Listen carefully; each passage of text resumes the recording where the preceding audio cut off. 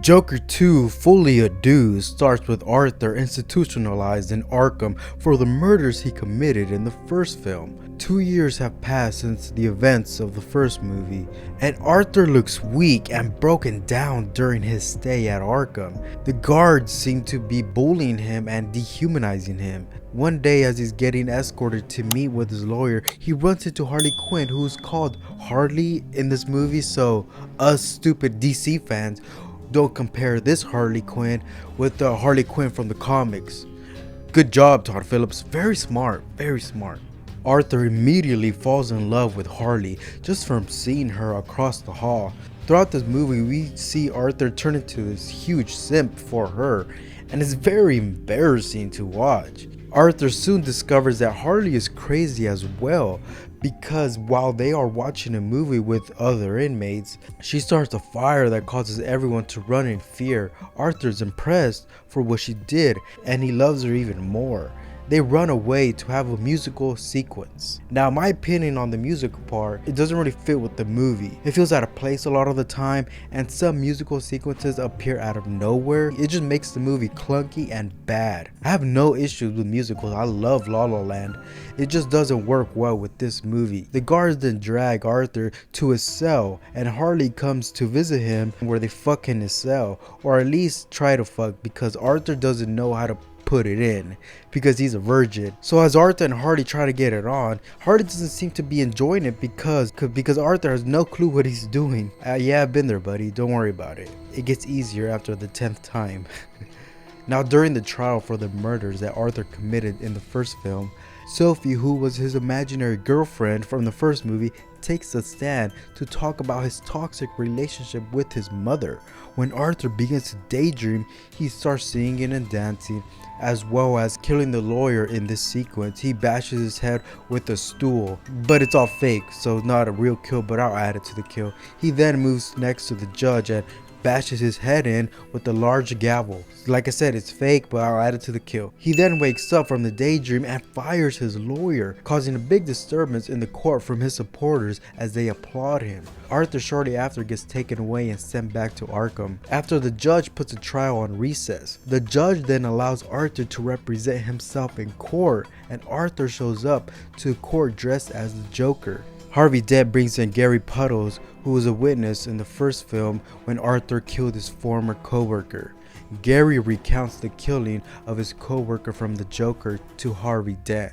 Then after Harvey finishes questioning him, Arthur starts to ask him questions, but Arthur tries to make a joke out of it and just starts making fun of his last name, Puddles. He just proves he's a terrible comedian. But then Gary starts to cut deep into Arthur's emotions, which causes Arthur to get uncomfortable and end the questioning. The judge then asks Arthur for a closing statement where Arthur confesses his true feelings and how he is not this lunatic Joker character that everyone perceives him to be, when in reality he only pretended to be this Joker character for confidence and have people love him. He is truly a lonely, depressed man. In the background, we see Harley leave the courtroom with an embarrassed look on her face after hearing what Arthur just said. After Arthur finishes his statement, the jury leaves to come up with the verdict.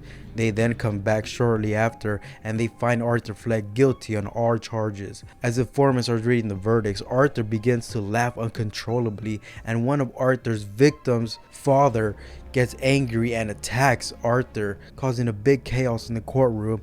After the bailiff separates Arthur, a big explosion destroys the courtroom, but after looking closely, I do not see any dead bodies. I mean, I see a lot of bodies, a lot of injured bodies, but I can't say with confidence that anyone died because Arthur was really close to the explosion and he somehow survived. So if he survived, I'm willing to bet everyone else survived. Arthur escapes the explosion and one of his fans dressed as the Joker finds him and brings him to his car, where another fan drives him away. It appears these two guys are the ones responsible for blowing up the courtroom. When the car stops at a red light, Arthur hears the men talking about blowing up the city, and it seems Arthur's not okay with that, and he gets out of the car and starts running away from them. He runs to the the famous stairs from the first movie where he finds Harley sitting down on the steps.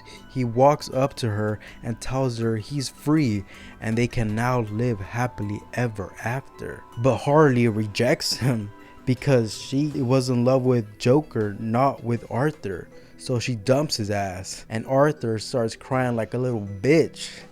She leaves, then the police arrive and bring Arthur back to Arkham. While he's watching our cartoon, an officer interrupts him to tell him he has a visitor.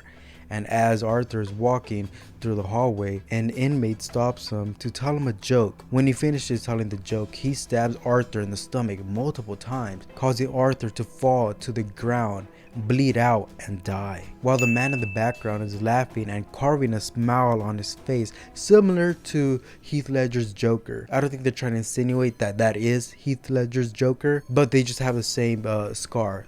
I think that's all they're trying to say. And they're just insinuating that he's the real Joker and that Arthur Fleck was a nobody, and the movie just ends with Arthur dying. So yeah, pretty pointless movie. It basically ruins the first movie because why were we following Arthur Fleck if he was never going to be the real Joker? Just an awful movie.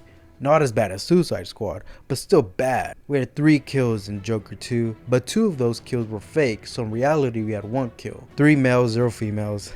I'm not giving any Golden Hammer or Silver Pistol because it barely had any kills, and the movie doesn't deserve any awards. Todd Phillips just flipped all Joker fans the finger, so I'll flip him the finger too. Comment your thoughts on the movie. Check out my Patreon for the uncensored extended version of the kill count and get access to kill counts before they get uploaded to YouTube, and you get to vote for what movies to make a kill count on next. You can also get exclusive kill counts that won't be uploaded to YouTube at all. Please like and subscribe to Movie Gods to be Movie God. I'll see you in the next one. Goodbye.